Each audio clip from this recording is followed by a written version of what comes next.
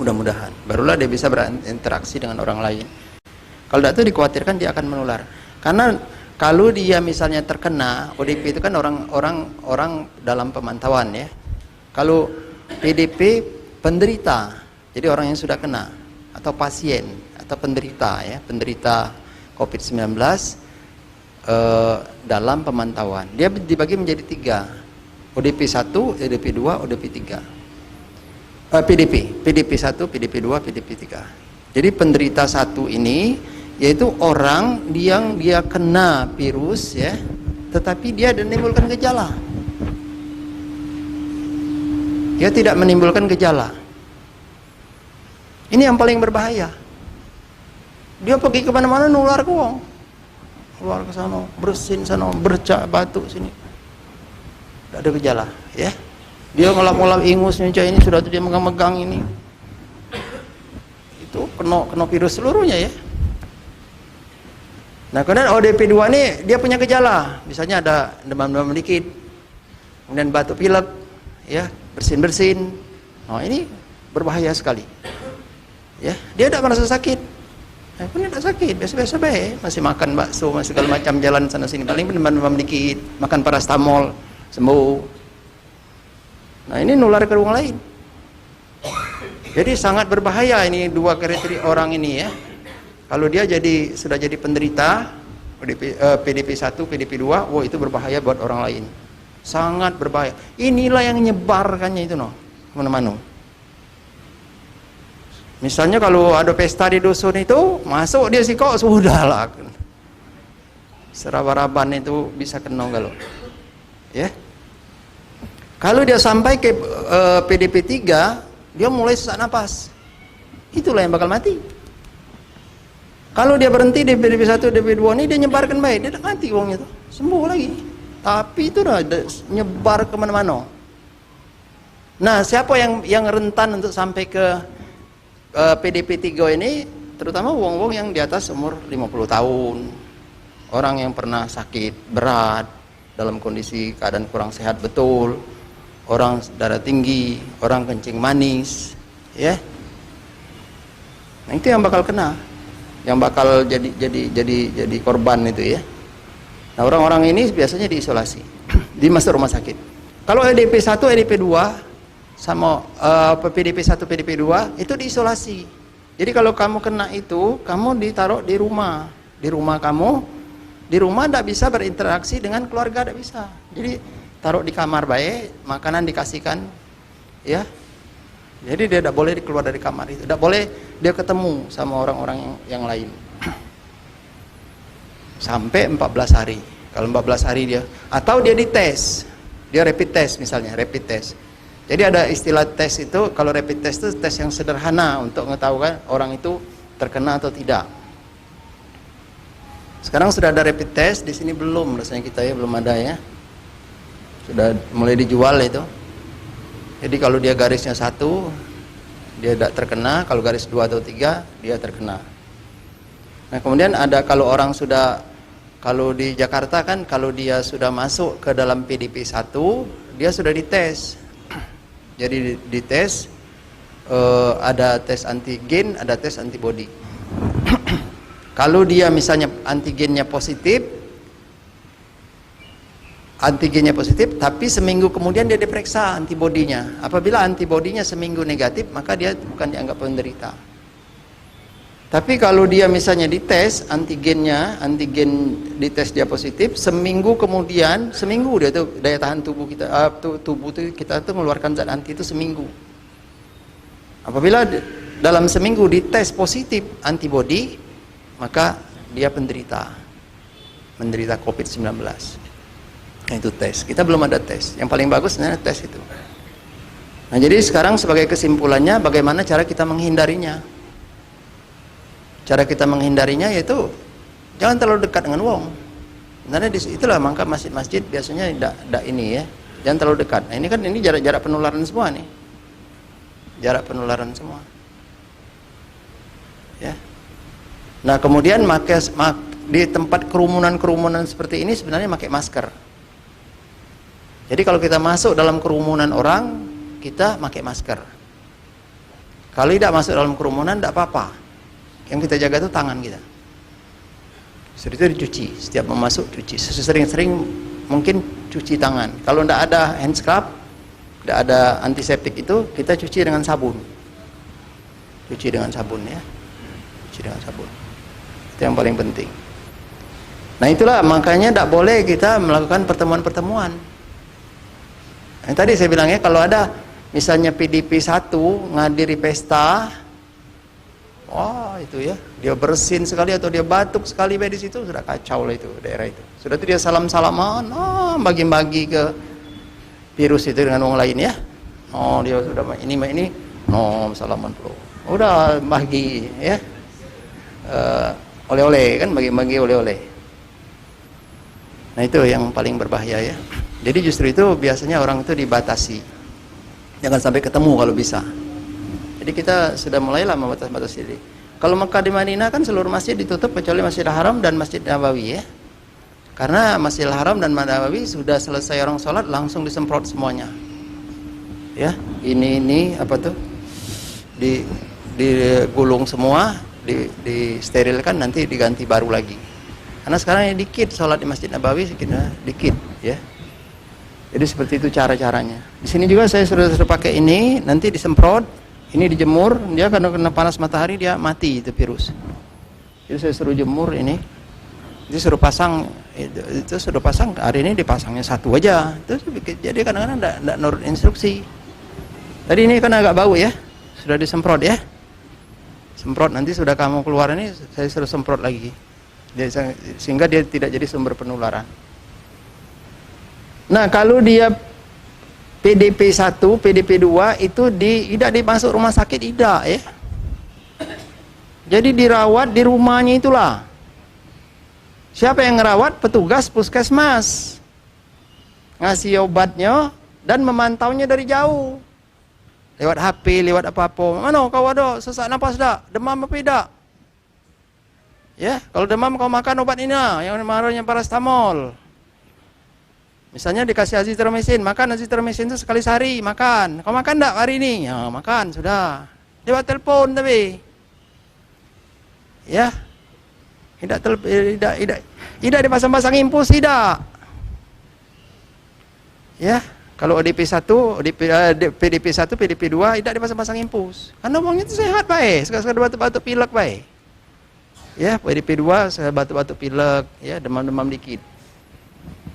Nah, cuman pemantauan dari jauh secara itu. Jadi jangan salah sangka, kayak ngapa petugas datang-datang. Misalnya dibentuk satgasnya tidak datang-datang. Keliru. Nah, kalau sudah sampai dengan PDP 3, barulah kamu dibawa ke rumah sakit, udah sesak. Nah, itu ya. Baru dibawa ke rumah sakit, baru dilakukan pemantauan khusus namanya di rumah sakit. Apakah perlu dipasang ventilator, yaitu alat bantu napas itu. Nah, kalau sudah sampai ke situ, gawat, ya, karena ventilator itu terbatas di rumah sakit Bunda nih. Kalau ada 2, kalau rumah sakit umum, kalau ada 2, 3 itulah. Misalnya ada 10, kayak kita serangan outbreak. 7-nya tuh jingok kebaik deh. Nah, ya. Kira-kira sehari lah mego umurnya. Anda acak dari napas. Paru-parunya itu penuh dengan lendir. Lendir itu acak dikeluarkan. Sumbat jadi. Mati. Ya. Nah, kalau yang dipasang ventilator tuh ada sejawat kita, orang rumah sakit umum ya. Meninggal hari ini kan 5 hari itu dipasang ventilator. Tahan 5 hari. Jadi jangan terlalu diremehkan ya. Jangan terlalu diremehkan. Oh, biarlah mati. Ya biar, tidak apa-apa kalau kamu mati. Jangan nyari orang lain. Ya. Ini kamu nak mati tapi nyari orang lain. Ya. Allah itu menciptakan, itu ciptaan Allah ya. Segala sesuatu diciptakan Allah dengan sifatnya dan kekuatannya, kadarnya masing-masing ya. Manusia diberitahu tentang itu. Nah, untuk virus ini karena manusia tidak sembarang manusia, wong-wong ahli yang bisa tahu. Tapi kalau ulo, kamu tahu kan? Misalnya ada ulo sendok, berbisa kan? Ya jangan didekati, paling tidak semeter. Kalau dia nyetuk, itu tidak sampai. Itu nak kira ya. Jangan kamu dekati ini. Sifatnya sudah ditentukan oleh Allah. Itu bisa, jangan kamu dekati. Kalau virus itu kita belajar sifat-sifatnya. Oh, dia nularkan, kemudian dia akan merusak paru-paru, sehingga wong tidak bisa bernapas. Nah, kita ngindari mana supaya kita tidak kena cak ulo tadi ya. Ngindari. Salah kalau kita, oh mati urusan Tuhan. Memang urusan Tuhan. Ya, tapi kita wajib untuk menghindar dengan sifat-sifat dan ketentuan yang sudah ditentukan oleh Allah itu. Ada suratnya tuh ya. Ini apa? Kalau kita Sabbihisma A'udzubillahi minasyaitonir rajim. Bismillahirrahmanirrahim. Sabbihisma rabbika 'alal ladzi khalaqa fasawwa wal ladzi qaddara fahada wal ladzi akhrajal mar'a. Ya. Sucikanlah nama Tuhanmu yang maha tinggi, yang menciptakan segala sesuatunya dan menyempurnakan penciptaannya dan menentukan kadar-kadarnya, sifat-sifatnya, dan kamu diberitahu tentang kadar itu. Jelas kan? Jadi kalau ada besi sebesar ini jangan kamu pukulkan kepala kamu, pecah paling tidak. Tahu kamu kadarnya itu? Ya? Tapi kalau bantal yang sebesar badan ini kamu pukulkan ke anak kamu, tidak apa-apa. Kamu tahu itu. Tuhan sudah memberitahu. Nah, untuk virus ini Allah beritahu kepada orang-orang yang ahli, yang nelitinya, pakai elektron mikroskop segala macam, yang ahli DNA segala macam. Jadi jangan masing-masing ngomong juga. Ya. Allah yang ciptakan itu, Allah. Allah memberikan ilmu juga kepada kita bagaimana cara menghindar dan segala macam. Jadi jangan keliru. Ya, jangan keliru dalam soal-soal yang seperti itu. Jangan dianggap remeh juga. Jadi hati-hati. Nah, sekarang saya yakin bahwa sebagian besar di Prabu Muli ini sudah terpapar. Karena ada sudah yang mati. Ya. Yang mati ini sudah berhubungan dengan siapa-siapa. Dari siapa tuh ngubungi siapa pula, siapa. Jadi mata rantai dia. Tidak keruan lagi sudah. Ya. Nah, kita sekarang ini cak mano? Ningkatkan daya tahan tubuh. Itulah. Kalau menghindar sudah agak susah, cak-caknya tuh. Susah sudah menghindar, sudah susah. Aku jengok mata, aku selidik aja orang-orang ini sudah ketemu dengan siapa, ketemu. Caknya lah sebagian besar ketemu ya. Si Anu besuk sini, besuk si Anu ke rumahnya, si Anu ke sana, di rumah sakit ini pun sudah ada yang ketemu ini. Ay, kacau udah. Jadi kita meningkatkan daya tahan tubuh. Bagaimana cara meningkatkan daya tubuh? Yaitu istirahat cukup, ya, paling tidak 8 jam sehari semalam tidur, jangan begadang.